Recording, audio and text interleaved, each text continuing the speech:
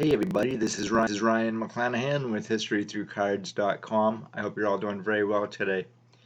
It's funny how we collect cards sometimes. Modern cards for me would be like 1980s, early 90s. And one of the reasons why I collect these cards is because they're memories for me. But I also have a vast vintage collection too of players that I knew personally and others that I bumped into. And so a lot of these vintage cards actually are memories for me based on the fact that I have done business with a lot of the players on them as older men. And one of those happens to be this gentleman right here.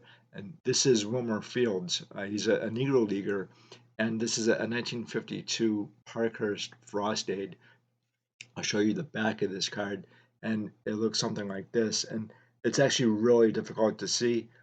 Um, so if you can see right up top there on the left-hand side, which would be your left hand, yeah, mine too. That actually says Wilmer Fields. Now, I actually met Wilmer Fields unintentionally. In late 2001, I was at a show in Boston at the old Suffolk Downs racetrack. I was there to meet Monty Irvin, and I did, in fact. And Monty was a great guy, really great to talk to. He was a little on the quiet side, but after a while, I did get a nice conversation with him. Um, and then right next to him was Wilmer Fields, and I didn't know who Wilmer Fields was, and it didn't stop me from going over and shaking his hand and just kind of talking to him. And I got a baseball from Wilmer Fields signed, and I didn't want to like miss an opportunity, even though I didn't know who this guy was. It wasn't until a while afterwards that I actually did find out who Wilmer Fields actually was. Wilmer Fields has a really interesting story here. Uh, as a Negro Leaguer, actually, he was quite famous, in fact, very well known, although not well known to me at the time. You never know who you're going to meet in life, really. You never know who you're going to bump into. I wanted to tell you today a little bit about Wilmer Fields. And there's also another really interesting thing that he's talking about in this article that I found about Negro League pensions. So I knew a guy, I still know him. His name is Cam Perrin. And Cam spent a lot of his youth trying to hunt down information on Negro League ball players for their pensions. And he wrote a book. Unfortunately, I don't have the book with me, but I'll pull it up. So I think what Cam did was really great, and there's not enough people who have done what he had done. And Cam never got paid for anything like this. I don't think he was doing it for the money. In fact, he was doing it because he wanted to, and he helped out a lot of Negro League ball players. You got to know a lot of these guys too.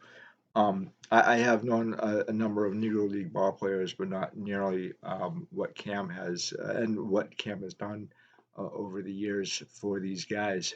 So this is kind of an interesting thing with the Negro League pensions that Wilmer Fields is talking about.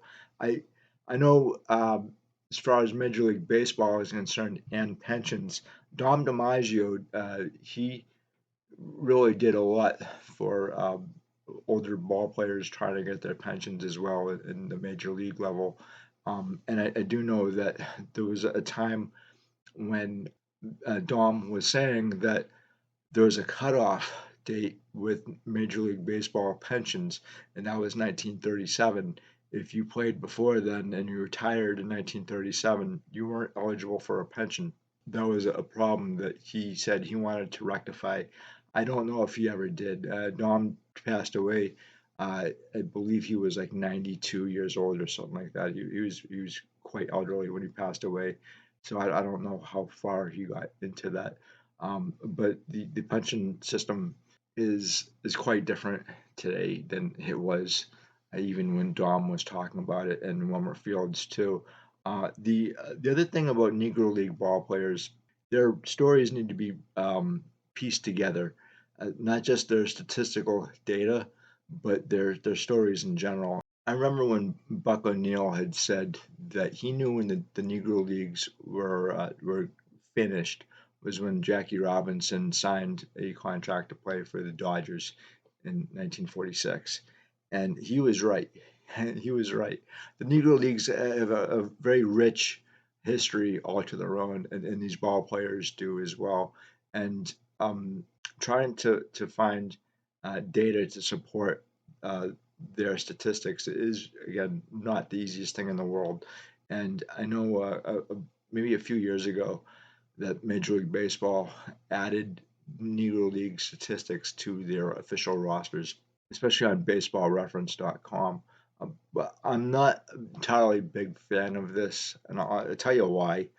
But I don't think that this should be included into the official Major League roster, right?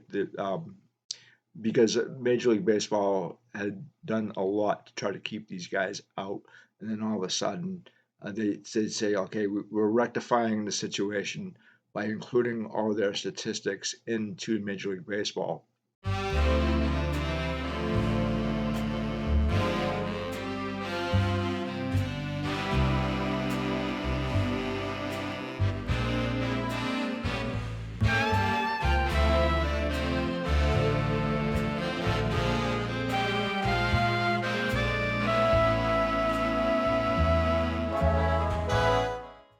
So now, like when you see Jackie Robinson's statistics, you're also going to see his 1945 Monarchs statistics as well, or Monty Irvin. In fact, something isn't right here. It doesn't feel right. Does it make a better case for these guys to get Hall of Fame enshrinement in the future? Maybe, but I think Major League Baseball did a lot of more damage than is necessary. I also think that this dilutes what Major League Baseball did to a lot of these guys by not having them into the major leagues. I also think this dilutes their overall contributions as well into the Negro Leagues, which the major leagues actually did destroy. They destroyed the Negro Leagues, and the Negro Leagues up until Jackie Robinson were very successful. In fact, there are a lot of accounts that when major league owners they had Negro Leaguers in their ballparks uh, playing games, that the Negro League teams were had they had more sales than Major League Baseball teams did. So again, you could you could rent out your field to Negro League teams, but you couldn't have Negro Leaguers in amongst the ranks of professional major leaguers in the 1940s, right, or the 1930s. And obviously this changed over time, and not just with Jackie Robinson, but even prior to that, say between like 1938 and 1940, the white ball players were actually playing games with Negro League ball players. I'd even say back in the 1920s too. It was kind of frowned upon, but at the same time too, like you had Bob Feller who was pitching with Satchel Paige in the 1930s, and maybe even the early 40s, right? But for the most part, I don't think Major League Baseball organizations liked this idea of barnstorming with Negro League ball players. But over time, these things just they change. They change with generations. In fact, sometimes, unfortunately, you need one generation to die before you see any kind of change, because you, I hate to say this too. It doesn't sound good what I'm going to say, but sometimes you just you can't kill ideology is basically what I'm trying to say. You need it to die off before you can get any kind of change, and a lot of people don't like that idea, but unfortunately that's sometimes the way things have to happen. And it took a long time for African Americans to get the same rights as other people, but that change had to happen uh, when other generations died off, and other ideologies were introduced. But trying to force situations trying to force ideologies never works. It never does. So like I've never had to deal with racism at all, and anti-Semitism, uh, not so much. But I've actually had to deal with a lot of people thinking that because I'm physically disabled, that means that I have a low IQ. And the thing is, like when I'm talking to you on this thing, I'm seeing myself talk back, and it's very distracting. And I'm like, but in real life, if you ever meet me, this is not the way I talk. Uh, and so, like, a lot of people have said, like, well, he's because he's disabled, physically disabled, he's got low IQ. And that actually has occurred in the past. And, it's like water off a duck's back, right? So, you get called every sort of name in the book. I have over the last, since I was a kid, and for the most part, I just kind of brush it off. And one thing about being disabled is that you have to have a thick skin in order to survive. And unfortunately, today our society does not have a thick enough skin as it did in other generations. And so that is uh, that is one thing I think that we need to change as a society, and that's not going to happen overnight. Nothing good happens overnight. Bad things can happen overnight, obviously. Just ask the Germans in Germany. One moment they didn't have Adolf Hitler, the next thing they did, and the Jews were run out of town or put into gas chambers. And so, with Negro Leaguers here, there aren't too many of these guys around. I'm glad that there are a few, but their stories are amazing. So, Buck O'Neill, a great ball player, but even a better human being. And I never understood what the hatred was about people's skin color. I really I don't understand it. It's not like we can do anything about that. It's what's in your heart and what's in your brain that counts, not what's on this, because you don't have any choice in the matter. You're born the way you are. Some people will accept you for that and others won't. And there's really nothing you can do if someone doesn't accept you for who you are. And if they don't accept the fact that you collect baseball cards either, you do you, right? But for the most part, I think this is a really interesting story. And well, here we go. This is from the Detroit Freight Free Press, May 19th, 2004. Negro Leaguers Deserved Pensions by Richard Justice, Houston Chronicle. They're old men now, old and frail, shadows of what they once were. The numbers are dwindling down to around 200 nationwide. Once they were players, some of the best on earth. Then they were ambassadors, traveling the country, throwing out ceremonial first pitches, signing autographs, and telling the story of Negro League baseball. Now, they're mostly homebound, many struggling to stay above the poverty line. So the storytelling is being left to others, to those who weren't there and might not really understand. They worry about this. They worry that they'll be shoved to the back shelves of libraries and the far recesses of memory, which is one of many reasons Monday was a day for celebration.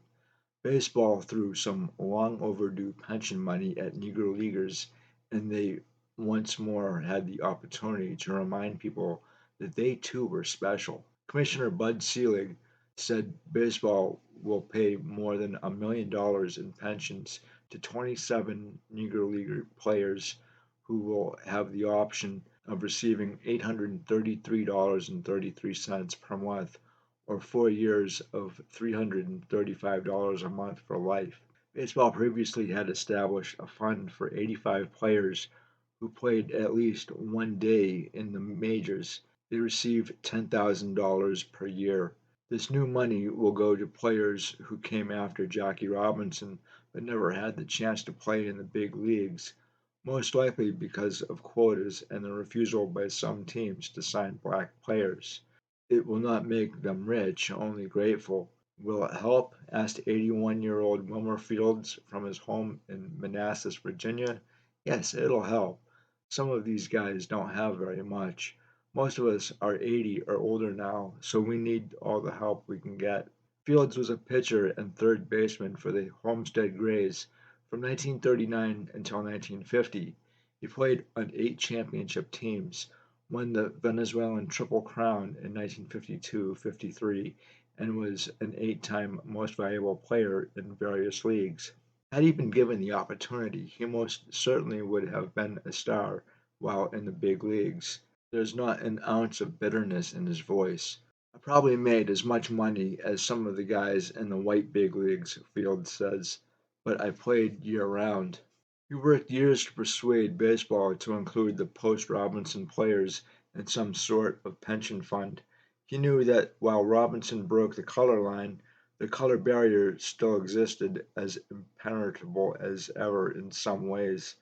There was no law blocking blacks from playing in the white major leagues, said William Blair, a newspaper publisher in Dallas, who played for the Cincinnati Clowns and Cincinnati Crescents between 1947 and 1951, but there were unwritten rules.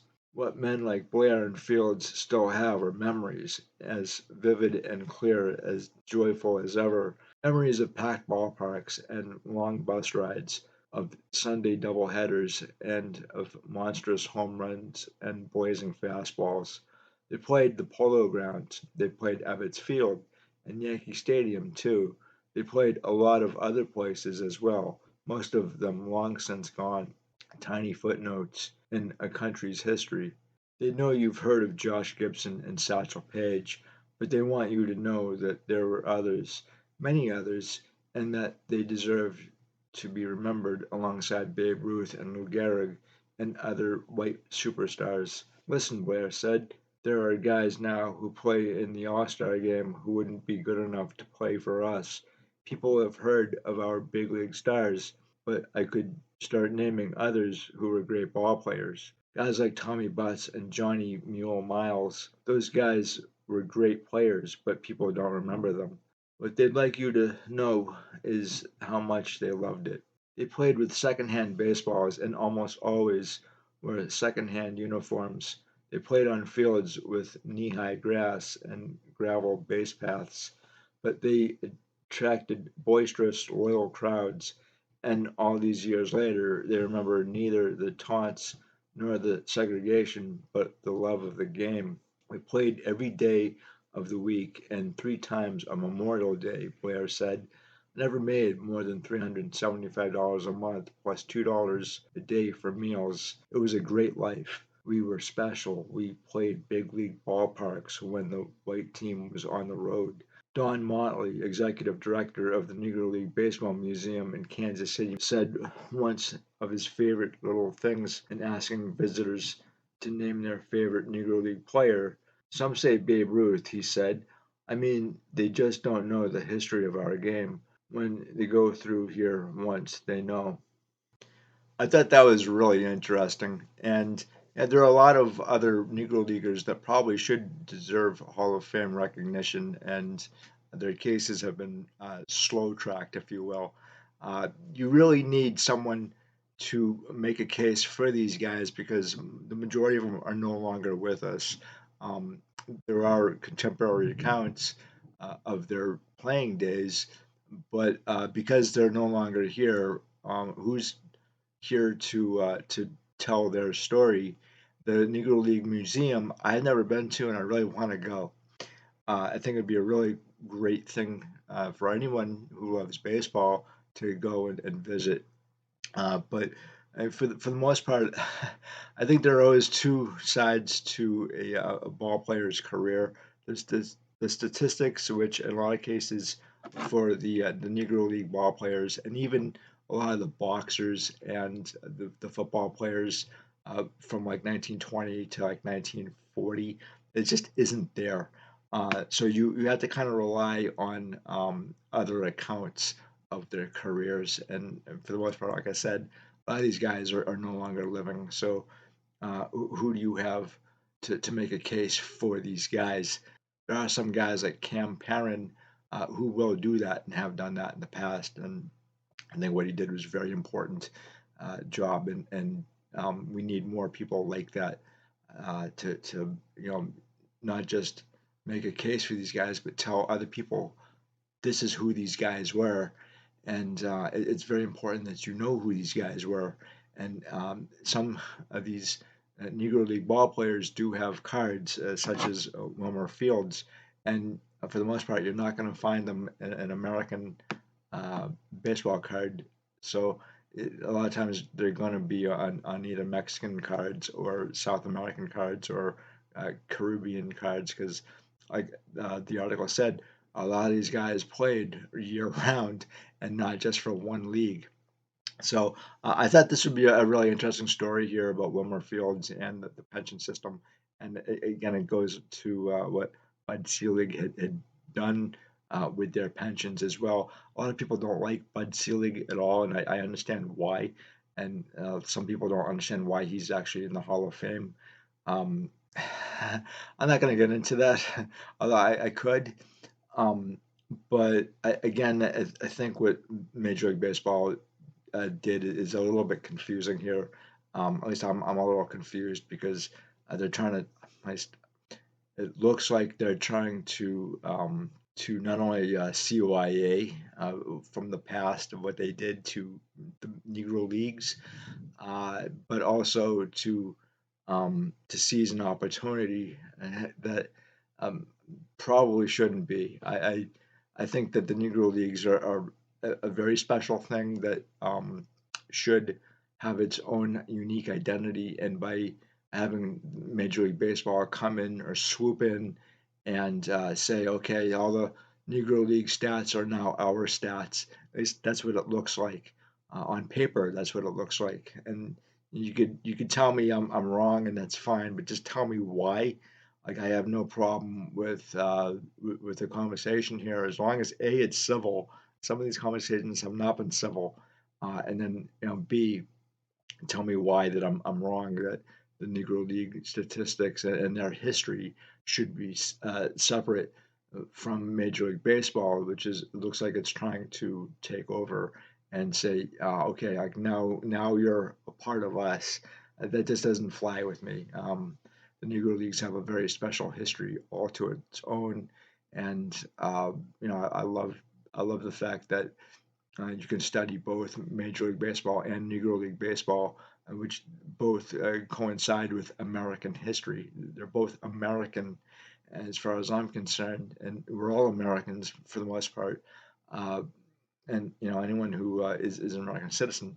However, these guys weren't treated as American citizens, and you know you need to look at this and see the good and the bad, both, right? And say, like, okay, like, so we screwed up as a country, but here's how we're going to fix it, and it shouldn't be on the backs of other people now today.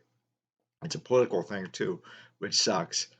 We don't really do a very good job of teaching history anymore. The other thing too, especially with Jackie Robinson's time, and Jackie Robinson's cards are very, very expensive. They they were a lot cheaper and a lot easier to get a hold of when I was first collecting cards. And I would have loved to add more Jackie Robinson cards to my collection. I just can't afford them anymore, and that's too bad. Jackie Robinson, obviously a very famous American, not just a ball player, but he transcends baseball. He just does. He's an American story. He's a great American. But there are a lot of other Negro League ball players in his shoes as well. Larry Doby, for example. And Larry Doby's cards are not what Jackie Robinson's cards are. And did a video on Larry Doby, in fact, and it didn't generate the kind of momentum that I thought it would. So again, I thought this would be a really interesting subject to cover. Let me know what you think about this. Anything. I don't really care what it is. As long as you keep it civil or whatever. In the comment section below, I'll have a good conversation with you guys. So again, guys, thank you very much for stopping by. I greatly appreciate it as always, and I will talk to you in the next one. Bye.